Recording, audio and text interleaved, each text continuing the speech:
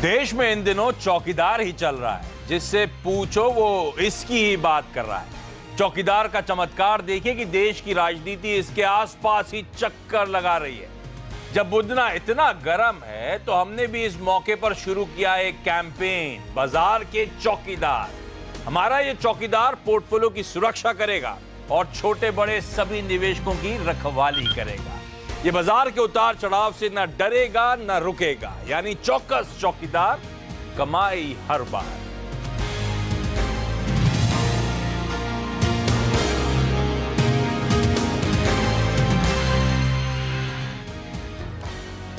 तो चौकीदार समझ गए होंगे आज हमने स्पेशल में इसका इस्तेमाल क्यों करा, क्योंकि गजब का ट्रेंडिंग है भाई। प्रधानमंत्री मोदी जी से लेकर बीजेपी के सारे कैबिनेट मिनिस्टर्स, बीजेपी के आला अफसर, फॉलोअर्स, और मैं तो देख रहा था कई सारे मार्केट के जानकार सब इस वर्ड का इस्तेमाल कर रहे हैं अपने अपने ट्विटर हैंडल में। तो प्रीफिक्स के तौर पर ज्यादातर और कई लोग सफिक्स के तौर पर। तो हमने सोचा आज हम भी स्पेशल शो में इसी वर्ड का इस्तेमाल करें। और चौकीदार का बेसिक आइडिया, चौकीदार का मतलब है वॉचमैन, गेट कीपर, जो घर की सुरक्षा करे। तो हमने इसे स्टॉक मार्केट से जोड़ने की कोशिश करी है। तो चौकीदार हमारे लिए आया हुआ है जो पोर्टफोलियो की सुरक्षा करे, यानी वो स्टॉक्स जो भरोसेमंद हों, डिपेंडेबल हों, एवरग्रीन स्टॉक्स हो। तो वो है हमारे लिए बाजार के चौकीदार, या कह लीजिए पोर्टफोलियो के चौकीदार। और ऐसे चौकीदार बताने के लिए पूरी की पूरी टीम, आपको पैन आउट करके दिखाएं, पूरी की पूरी टीम इस समय मौजूद है जो मदद करने वाली है ऐसे चौकस बाजार के चौकीदार ढूंढने के लिए। शुरू कौन कर रहा है? चौकस चौकीदार। चौकस चौकीदार जो सबसे वरिष्ठ है वो शुरू करेगा। चलिए मैं लगा जो वरिष्ठ है वो लट लेके बैठा होगा चौकीदार के टाइप। आजकल हाईटेक जमाना है, कैमरे से होती वॉच, लट की जरूरत नहीं है। मैं शुरू कर देता हूँ बिना समय गंवाए हुए। चौकीदार वाला स्टॉक का एक मतलब ये भी है कि अगर आपके स्टॉक पोर्टफोलियो में कोई एक है जो गड़बड़ करने की कोशिश कर रहा है तो उसकी भरपाई ये स्टॉक कर देगा, इतना अच्छा रिटर्न देगा। तो मैंने जो चुना है वो वर्लपूल है। कंपनी का नाम पहले बता देता हूँ, वर्लपूल इंडिया। गर्मी का मौसम चल रहा है और इनका जो प्रोडक्ट है वो 3 मेन है, वॉशिंग मशीन, एसी और फ्रिज। इसको हमने इसलिए चुना है क्योंकि इस मार्केट के डायनेमिक्स को अगर आप देखेंगे तो अभी भी आपका पेनिट्रेशन बहुत कम है वॉशिंग मशीन और एसी मार्केट में। फ्रिज तो फिर भी गांव-गांव तक पहुंच गई, लेकिन अभी इसमें बहुत कम है। और ये कंपनी तेज़ी से ग्रो कर रही है, 14% का CAGR है इनका पिछले 5 सालों से। और ये जो आप नंबर देख रहे हैं ROC, ROE, जो बहुत इसके फ़ैन लोग होते हैं वो उनके लिए मैंने लिखा है ये, तो वो लोग इसको देखते रहें। लेकिन ग्रोथ की स्टोरी रूरल इंडिया में बहुत तेज़ी से बढ़ रही है क्योंकि हमारी कंजम्पशन की थ्योरी जो पूरी चल रही है ना, 70% इकॉनमी उसी पे है, उसका बड़ा फ़ायदा है।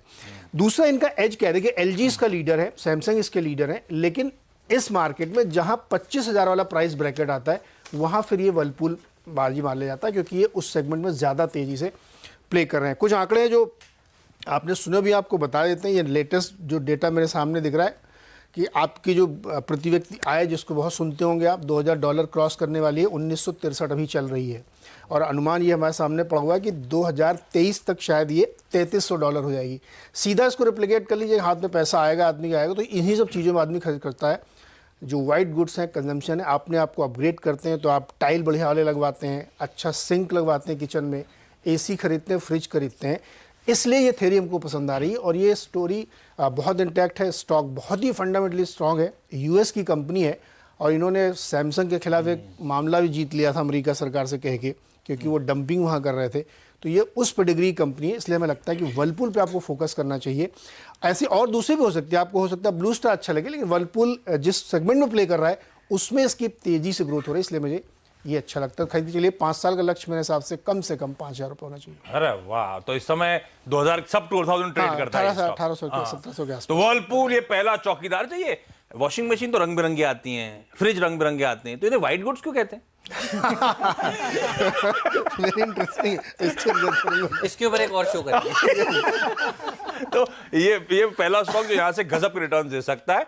तो अच्छे रिटर्न्स और कोई पोर्टफोलियो में स्टॉक गड़बड़ाए तो उसकी भरपाई करने में भी ये स्टॉक वर्लपूल ऑफ इंडिया आपकी मदद करेगा। अगला स्टॉक मैं दूंगा और ज्यादा परेशानी नहीं है इसको चुनने में। HDFC bank.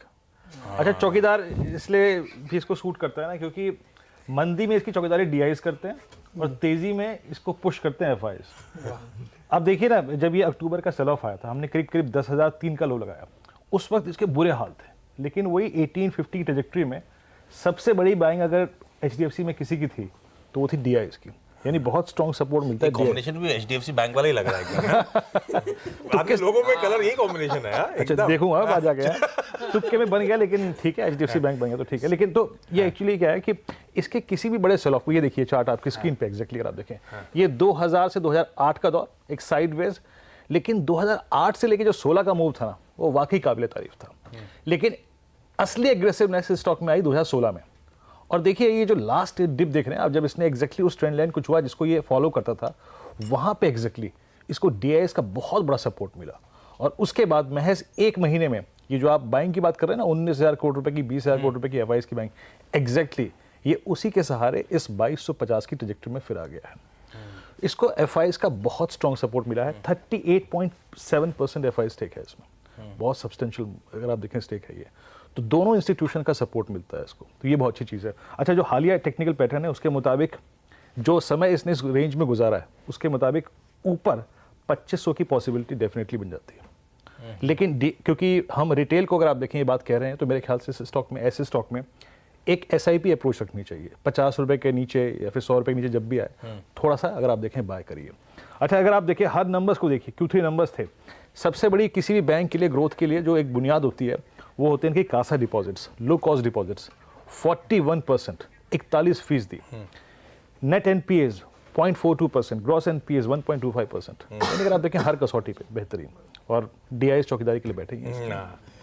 तो एफआईआई डीआईएस इंस्टीट्यूशंस का पसंदीदा स्टॉक एचडीएफसी बैंक चार्ट्स पे भी मजबूत नजर आता है और यहां से अच्छे खासे जोरदार रिटर्न्स देने का दमखम रखता है। तो वर्लपूल ऑफ इंडिया, उसके बाद एचडीएफसी बैंक के पहले दो चौकीदार स्टॉक्स। और तीसरा मेरा है बैंक की, तो मैं ही बता देता हूं, एक्सिस बैंक आशीष। अरे और आपको याद होगा इसको मैंने रक्षाबंधन का स्टॉक भी दिया था, उस समय भाव था 550, आज देखिए 52 वीक हाई लगा रहा है 750, यानी करीब 36%। हेमंत जाने जाते स्टॉक ऐसे पकड़ते हैं। जुबिलेंट फूडवर्क्स को पिज्जा के लिए पकड़ा था, वो चाइनीज बनाने लगा, तब तक पकड़ के लिया। अब एक्सिस बैंक की बारी है। उसी दिन रक्षाबंधन वाले दिन 300 रुपए पर हमने आईसीआईसीआई बैंक भी बताया था, जो 400 रुपए है आज, यानी करीब 33% के आसपास के रिटर्न्स वहां पर भी देखिए लोगों ने कमा लिए हैं। रैली राइड डेल्टा कॉर्प, मुझे याद है पूरी रैली हमने राइड करी है, पूरी लास्ट तक रैली राइड करनी चाहिए। तो मुझे लगता है चाहे इसको आप होली का पिक कह लीजिए, अब होली भी देखिए इस हफ्ते है, चाहे आप इसको बाजार का चौकीदार कह लीजिए, ये वो स्टॉक है जो आपके पोर्टफोलियो में जरूर होना चाहिए। इसने हमारी बहनों की तो रक्षा करी है, देखिए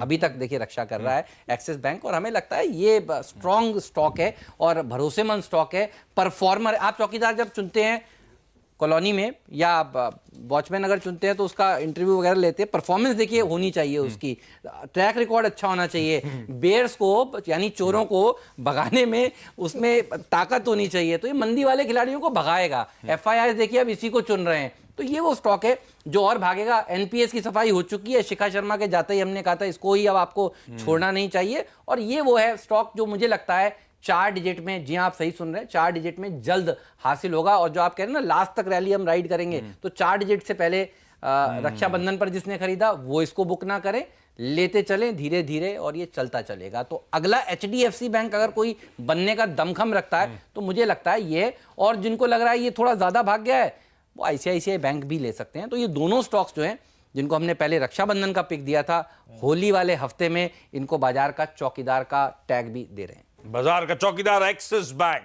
तो अब तक 800 साढ़े 800 की बात करते थे, और अब पहली बार आप सुन रहे हैं 4 डिजिट पे जाने की तैयारी कर रहा है। 1000 या उसके बियॉन्ड के टारगेट्स होंगे, उससे पहले स्टॉक ठंडा नहीं पड़ेगा। आपको खरीदारी करने के वहां पे मौके ढूंढने हैं, और एक्सिस बैंक बहुत तेजी दिखा चुका है, तो आईसीआईसीआई बैंक विकल्प हो सकता है। खैर इस वक्त एक ही चौकीदार की बात, वो एक्सिस बैंक आप लोग की जूनियर चौकीदार हो सकता है। हाँ? एक सीनियर चौकीदार, वो दिन वाला, ये रात वाला, जिसमें एक्चुअली जरूरत पड़ती है। 2 शिफ्ट में भी आप चौकीदार रख सकते हैं। तो ये अगला स्टॉक, शर्त है कि सोए कोई ना, कोई नहीं सोएगा, ये मेरा दावा है। मैं भी कह रहा हूं ना, शर्त है हमारी पिक करने की। वरुण अगला स्टॉक कौन सा है? आपने शो के शुरुआत में कहा था कि चौकीदार एक ऐसा स्टॉक होना चाहिए जो बाजार के उतार चढ़ाव में भी डटा रहे, तो ऐसा ही एक स्टॉक है बाटा इंडिया। अगर आप इसका चार्ट देखें, मैं अपने प्रोड्यूसर को बोलूंगा चार्ट दिखाए, तो इसका चार्ट देखिए, बाजार में भले गिरावट आई है लेकिन स्टॉक को देखिए लगातार तेजी में है स्टॉक, और इनफैक्ट पिछले 1-2 साल में तो अच्छी खासी तेजी दिखा चुका है ये स्टॉक। उससे पहले सोता था, उससे पहले सोता था नहीं, फिर भी फ्लैट था, लेकिन अगर आप देखें पिछले 5 साल का भी तो 300-400 के आसपास ट्रेड करता था,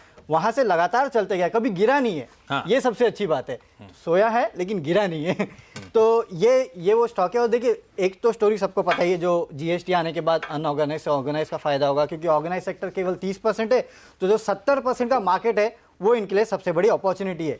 इंडिया में जो पर कैपिटा कंजम्पशन है ना जूतों चप्पल का, वो करीब 1.7 पेयर्स, यानी कि करीब 2 जूता, 1.5 से 2 जूता हर एक इंसान एक साल में खरीदता है। लेकिन अगर आप ग्लोबल स्टैंडर्ड्स देखें तो करीब जो तो मतलब एक पेयर एक हुआ। हाँ एक पेयर नहीं, 1 से 2 जूता पकड़े आप, क्योंकि अगर उसका एवरेज करेंगे तो 1.7 आता है, जबकि हाँ एक जोड़ा और एक मंदिर से 2 साल में 3 से 4 जोड़े। हाँ 2 साल में 3 से 4। ये 1.5 पेयर एक मंदिर से लेना पड़ेगा, दूसरा खरीदना पड़ेगा।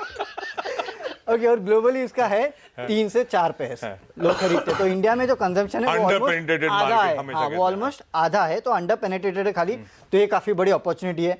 और बाटा तो एक करीब 90 साल पुरानी कंपनी है, भले कैनेडियन इसकी ओनरशिप है लेकिन मोर ऑफ इंडियन ब्रांड है। इसका मैनेजमेंट हाल ही में चेंज हुआ था। इनके जो ग्लोबल सीईओ है वो चेंज हुए थे, और इनके जो इंडियन सीईओ है वहाँ संदीप कटारिया को लिया गया था, जो कि एक्स वोडाफोन, यम ब्रांड्स और HUL के थे, और अगस्त 2017 में इन्होंने टेक ओवर किया था। उसके बाद से मैनेजमेंट की एक्चुअल स्ट्रैटेजी ये है कि इसकी जो पोजीशनिंग है उसको चेंज किया जाए, क्योंकि इस कंपनी को वैसे तो लोग जानते हैं कि काफ़ी ओल्ड जनरेशन कंपनी से उस टाइप के प्रोडक्ट्स है इसके, लेकिन अब इसकी काफ़ी हद तक रीब्रांडिंग की जा रही है। आपको याद होगा कैजुअल वेयर में भी अभी आए थे जो नए नए सेलिब्रिटीज़ है, उनको इन्होंने एंडोर्स किया था, कृति सेनन, सुशांत, हाँ सुशांत सिंह राजपूत। तो ये वो ब्रांड एम्बेसडर को भी ला रहे हैं। तो कहीं ना कहीं पोजिशनिंग इसकी चेंज की जा रही है।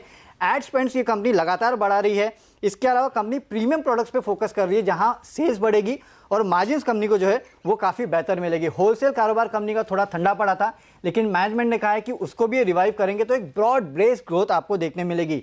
डिस्ट्रीब्यूशन पे फोकस कर रहे हैं। फिलहाल डायरेक्ट रीच की बात करें तो करीब 500 सिटीज़ और टाउन्स में अभी है, लेकिन मैं काफ़ी सारी रिपोर्ट्स पढ़ रहा था और उनका कहना था कि अगले 2-3 डेकेड में हो सकता है कि करीब 10,000 टाउन्स या सिटीज़ में ये पहुंच जाए।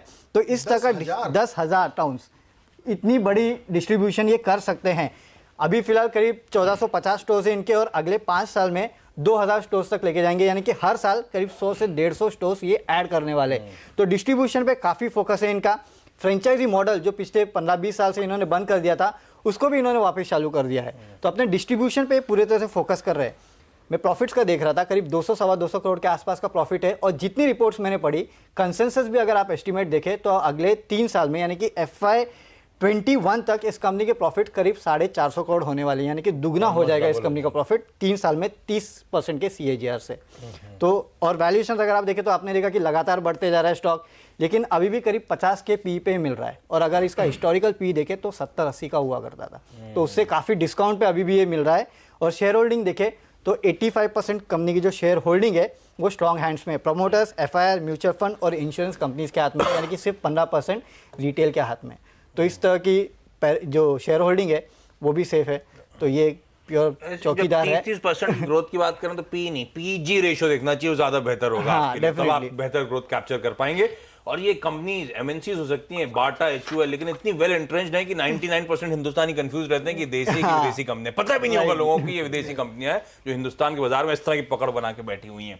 तो ठीक बात। तो बेसिक आइडिया, चौकीदार तो लग रहे हैं बैंक्स और कंजम्पशन ड्रिवन स्टोरीज। तो बैंक्स में HDFC बैंक और एक्सिस बैंक की बात हुई, 2 मजबूत काउंटर्स हो सकते हैं जो यहां से आपके पोर्टफोलियो को तारो क्या कहते हैं, चांद, कौन सा चांद, तरोताजा चार चांद लगा सकते हैं। और कंजम्पशन थीम में अगर बेट करना है तो वर्लपूल ऑफ इंडिया और बाटा इंडिया, ये वो 2 स्टॉक जो यहां से अच्छी मजबूती दिखाएंगे या फिर पोर्टफोलियो के परफेक्ट चौकीदार होंगे। एक काम करता हूं, क्विकली यहाँ पे छोटा सा ब्रेक लेता हूं। पूरी टीम आपको बताने की कोशिश कर रही है। 4 स्टॉक्स हो चुके हैं और अब प्रदीप की बारी, जो बताएंगे अपना बाजार का चौकीदार। कौन सा स्टॉक? देखिए, बैंक पे लोगों को बहुत भरोसा है हमारे देश में और बहुत FD करते हैं हम, लेकिन पिछले 40 सालों में बैंक FD का जो रिटर्न आया है अपने देश में वो है 8.5%, और 10.5% रिटर्न आया है सोने में। सोना एक ऐसा इन्वेस्टमेंट है, मैं टाइटन की बात कर रहा हूँ, वो जो मेरा चौकीदार स्टॉक है इसके लिए, क्योंकि सोने में न केवल आपको FD से ज़्यादा रिटर्न मिलता है, ये आपकी चौकीदारी करता है 10.5% भारत में। ये आपको बचाता है महंगाई से, जब भी महंगाई बढ़ती है सोने के दाम बढ़ते हैं, और ये आपको बचाता है बीवी के गुस्से से भी। तो अगर आप लगातार इन्वेस्टमेंट करते रहेंगे तो ये एक पीस ऑफ माइंड मिलता है, पीस ऑफ माइंड भी मिलेगा आपको। और बुरे वक्त में काम आता है, जब कोई एसेट ना चल रहा हो, जब बाजार ठंडा पड़ा हो, जब आप शेयर और म्यूचुअल फंड नहीं बेच सकते, उस समय भी कम से कम टाइम के नोटिस पे आपको सोने पर पैसा कहीं भी मिल सकता है। तो ये बहुत ही सेफ बेट है और यही वजह है कि आप टाइटन का रिकॉर्ड देखिए, मैं देख रहा था एक आध दो क्वार्टर तो ये कंसिस्टेंट प्लेयर है ही, लेकिन मैंने देखा पिछले करीबन 9 सालों में, यानी 2010 से लेकर के 2019, अगर ये डेकेड अभी तक आप निकालें तो 4 गुना तो इनका टर्नओवर हो गया है और 6 गुना प्रॉफिट हो गया है। तो इस रफ्तार से इसकी ग्रोथ आई है और जो डाइवर्सिफिकेशन आया है, ये मेरे फ्रेम भी टाइटन आईवेयर के हैं और घड़ी है, चश्मा है, बहुत सारे नए प्रोडक्ट है। अब तो आप एक दिन बता साड़ी है, मैं तो आने वाला था, टाइटन का नाम लिया, मैं नीरज जी का इंतजार कर रहा था। जितनी बार टाइटन डिस्कस होता है नीरज जी एक नया एवेन्यू खोल देते हैं, ये खास तौर पे साड़ी के धंधे में उतर आए, नल्ली जैसे फॉर्मेट स्टोर। मैं पूछूंगा अभी। घड़ी, चश्मा और फिलहाल तो ज्वेलरी, यही इनके खास ड्राइवर हैं। और जिस रफ्तार से कंपनी बढ़ रही है, जो आपने पिछली ग्रोथ मैंने बताई कि 9 साल में 4 गुना कारोबार और 6 गुना मुनाफा, ये आगे भी होगा ऐसा लग रहा है, क्योंकि अभी देखिए इस साल के 9 महीनों में इन्होंने 24 स्टोर जोड़े हैं टाइटन में, इन्होंने ज्वेलरी के 17 जोड़े हैं घड़ी के और 25 जोड़े हैं आईवेयर के। तो जिस रफ्तार से ये बढ़ रहे हैं क्वार्टर ऑन क्वार्टर, जो ग्रोथ हमने पिछले 9 साल में देखी है, अगले 9-10 साल और भी हो तो कोई सरप्राइज नहीं है। और दिन पर दिन हम देख रहे लोगों में ये जागरूकता बढ़ी है कि ब्रांडेड स्टोर से ही आपको ज्वेलरी लेनी चाहिए, क्योंकि वहाँ पे प्योरिटी की गारंटी होती है। तो मेरा अपना भी एक्सपीरियंस है, जितने लोगों से मैं बात करता हूँ वो सब कहते हैं कि आप बाहर से लीजिए, अपने बहुत ही भरोसेमंद ज्वेलर से लीजिए और फिर टाइटन से लीजिए, तो फर्क पता चलता है। तो ये शिफ्ट बहुत ही मार्क्ड है। और अभी तो जो नीरज बता रहे थे कि जैसे जैसे पर कैपिटा इनकम बढ़ रही है, ये शिफ्ट बढ़ेगा और ये शिफ्ट टाइटन को पूरा इसका फायदा देगा।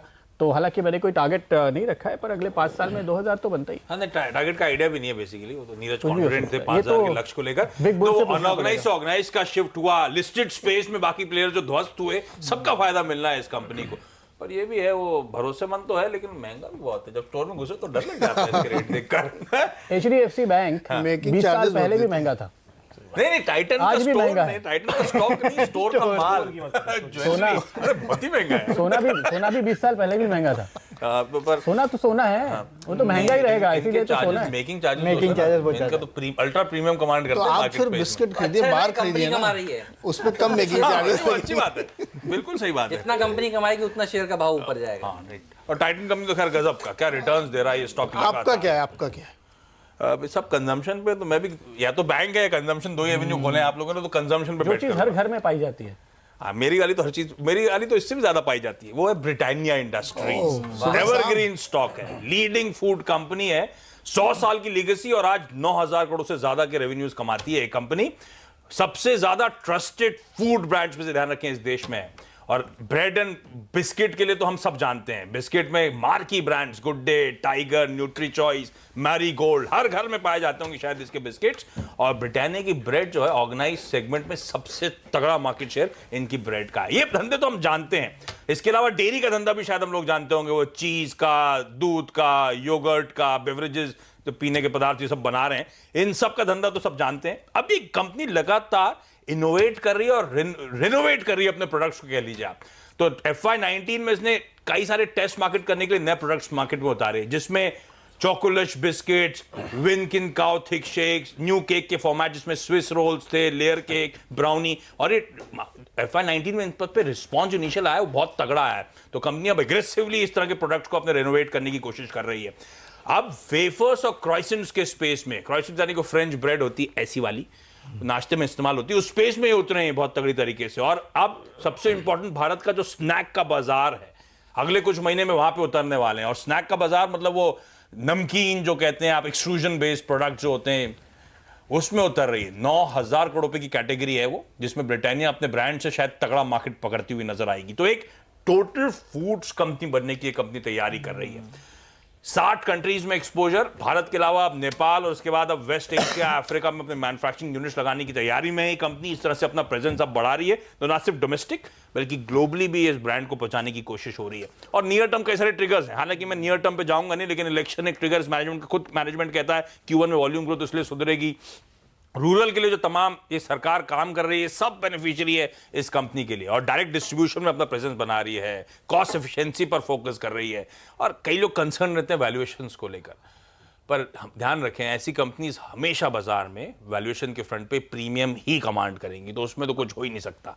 अच्छा है तो महंगा रहेगा, पर ब्रिटानिया एक अच्छा चौकीदार हो सकता है स्टॉक के लिहाज से। तो इंटरेस्टिंग। अब क्विकली रैप अप कर देता हूं आपके लिए, समय खत्म हो चुका है। वर्ल्ड ऑफ इंडिया नीरज ने हाईलाइट करा, HDFC बैंक वीरू का स्टॉक, एक्सिस बैंक हेमंत ने हाईलाइट करा, बाटा इंडिया वरुण का स्टॉक जहां पे 1.5 जोड़ी की जगह 3 जोड़ी तक एनुअली लोग कंजम्पशन बढ़ाते हुए नजर आएंगे, और टाइटन कंपनी प्रदीप ने हाईलाइट करा, और फाइनली वो मेरी तरफ से ब्रिटानिया। ये वो तमाम स्टॉक्स हैं जो चौकीदार, यानी कि वो बेहतरीन स्टॉक्स जो यहां से कंसिस्टेंटली अच्छा परफॉर्मेंस डिलीवर कर सकते हैं। इस नोट पर आप सबका धन्यवाद, और इनफैक्ट आप सबका इस खास पेशकश को देखने के लिए बहुत बहुत धन्यवाद। ब्रेक के उस पास हिंदी से आवाज पे न्यूज कवरेज कंटिन्यू करें।